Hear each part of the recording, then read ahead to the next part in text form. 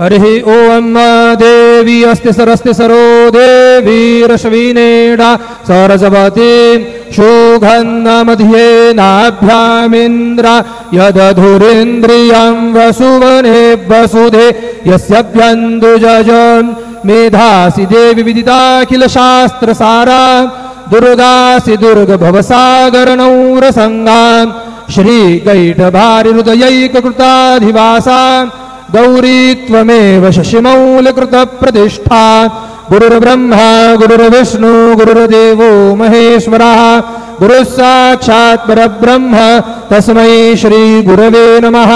सद्गुरु साईनाथ देवताभ्यो नमः।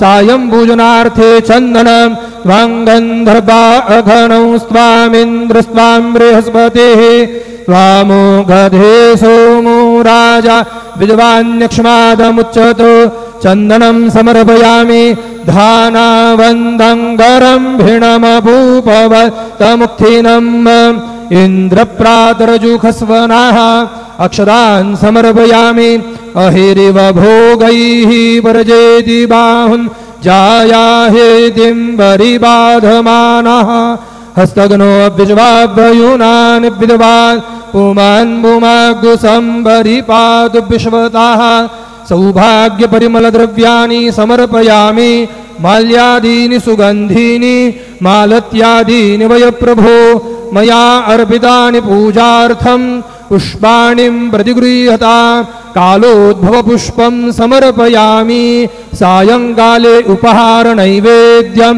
निवेदयामि।